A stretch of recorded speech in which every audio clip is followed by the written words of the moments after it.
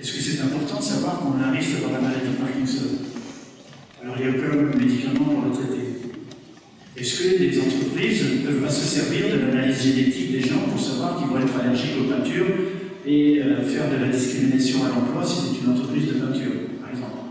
Donc oui, le code génétique, oui, le décryptage du code génétique, c'est extrêmement important. Mais le plus important de ces dernières années, je vais vous dire en 2 mots, à mes yeux, c'est un terme un peu compliqué que je vais vous expliquer, l'épigénétique, plus important que la génétique classique, et ce que j'appellerais la e-santé, ou la santé avec le numérique, le langage du numérique et la santé, en 2 mots. Pourquoi ça nous concerne tous ceux qui sont dans cette salle? D'abord, la différence entre la génétique et l'épigénétique, c'est la différence en gros qui est entre une portée musicale et une symphonie. La génétique, c'est une succession de lettres, et le code génétique comme une succession de notes sur une portée musicale linéaire. Et avec ça, on peut faire une symphonie qui peut être bonne ou moins bonne, allegro molto. Ça va dépendre du chef d'orchestre et ça va dépendre des musiciens. Et bien nous pouvons être le chef d'orchestre et le musicien de notre propre corps. C'est ça la découverte il y a 10 ans. L'épigénétique, ça veut dire, traduit en langage clair, c'est la modulation de l'expression des gènes par le comportement. Je répète. La modulation de l'expression de nos gènes, plus, moins, un peu moins caché, endormi, réveillé, par notre comportement. Et quel comportement? 5 choses très simples qu'on peut faire tous les jours si on sait ce qu'on fait. La nutrition équilibrée. Tout à l'heure, dans les questions, je vous dirai comment. L'exercice, 30 minutes par jour. Le management du stress. Le plaisir de faire ce qu'on fait. Et le réseau social et familial harmonieux. Ces 5 éléments secrètent dans le corps en permanence des hormones et des produits qui vont agir sur les gènes et ouvrir, comme on ouvre un tiroir pour faire une recette de cuisine, un gène qui va s'exprimer en protéines et en enzymes, donc contrôler notre métabolisme de notre corps ou en fermer d'autres. Et donc, retenez cette phrase, oui, on peut faire quelque chose pour soi. On peut être en meilleure santé, sans médicaments. On peut vivre mieux, et je ne vais pas dire vivre plus vieux, je vais dire on peut vieillir jeune. Ça, c'est très important, c'est fondamental. C'est une des actions quotidiennes. Manger, se soigner, dormir, faire l'amour, prendre des médicaments, faire du sport ou pas. Fondamental. Révolution pour 2030. On va vivre complètement différemment, alors qu'aujourd'hui, notre comportement est dicté par l'industrie agroalimentaire, dicté par l'industrie pharmaceutique. Malheureusement, nous sommes soumis à ces 2 lobbies extraordinairement puissants qui ne donnent pas que des bonnes choses pour notre vie et pour notre santé. Désolé pour les personnes de l'industrie pharmaceutique. Bien sûr, on en a besoin pour des maladies graves et qu'il faut traiter. Mais on pourrait, et il y a un livre qui vient de sortir, qui est merveilleux, qui s'appelle « Le meilleur médicament, c'est votre corps », qui est déjà dans la liste des best-sellers, et qui dit exactement ce qu'on dit depuis des années dans la malbouffe. Vous avez eu l'amabilité de nommer, merci Michel, et dans un livre que j'ai écrit avec Jean-Louis Savant-Chabert et François Creuset, qui s'appelle « Une vie en plus, la longévité, pourquoi faire ?» Épigénétique. Mais l'important, c'est que la prévention qui commence à intéresser l'industrie pharmaceutique, de la cru pendant très longtemps, qu'elle n'allait pas gagner d'argent avec ça, cette prévention peut devenir quantifiable. Qu'est-ce que c'est que la prévention quantifiable? C'est le fait que je peux mesurer les effets que l'exercice, l'alimentation ou la méditation a sur mon corps. Vous avez entendu parler de la réalité augmentée. La réalité augmentée, c'est qu'on prend sur un smartphone, on regarde le monument qui est là, et tout d'un coup, votre vision est augmentée par le commentaire que va faire le syndicat du tourisme en vous disant ce monument a été créé à tel moment, etc. Ça s'appelle la réalité augmentée. Nos yeux voient plus que ce que notre cerveau voit grâce à l'interaction avec Internet. Et bien maintenant, moi je parle de bio-réalité augmentée. C'est que grâce à ces outils que je ressors pour la 3e fois de ma poche, on a la possibilité d'avoir un tableau de bord santé personnalisé, en abrégé TPSP. Ça veut dire qu'il existe 9000 applications sur Android et sur smartphone, iOS, sur iPhone, pour vous mesurer votre santé, évidemment, extérieurement. La tension, le battement cardiaque, quand vous avez fait du sport, mais aussi à terme.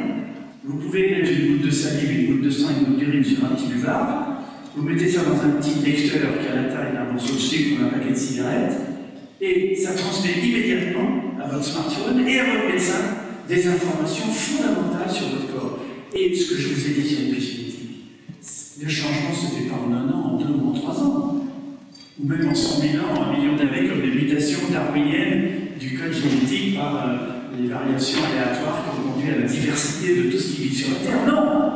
En 1 ou 2 semaines, vous allez voir la différence sur vous, et vous allez pouvoir la mesurer. Donc, la révolution de l'épigénétique et la révolution de la e-santé, le développement de santé personnalisée, va nous accompagner en 2010, 2013, 2015, 2020, 2030. Ça va être des grandes révolutions de la société. Alors, ça va poser des problèmes parce qu'on va vieillir jeune, on vivra plus longtemps. Qu'est-ce qu'on va faire de personnes de 100 ans, de 110 ans, de 120 ans, peut-être, dans une centaine d'années, alors que la société nous jette les vieux et qu'on met la retraite à un certain âge. Aujourd'hui, l'espérance de vie, on gagne 4 mois, un trimestre par an d'espérance de vie en France. C'est-à-dire qu'en 10 ans, on a gagné 4 ans. En 30 ans, on gagne 12 ans. L'espérance de vie, c'est 84 ans, homme-femme aujourd'hui. Plus 12, 96. Retraite à 65 ans. Bon. Tout ça posera des problèmes sociologiques, économiques et énormes. Enfin, dernier point, dernier secteur, l'énergie.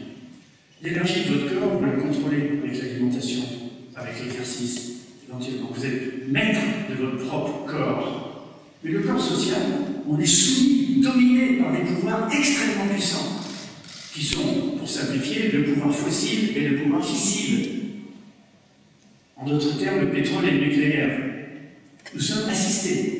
Une pyramide énorme de pouvoir avec des lobbies extrêmement puissants qui vous disent, vous voulez l'essence, vous allez à la pompe, vous faites le poids, vous payez, je m'occupe du reste.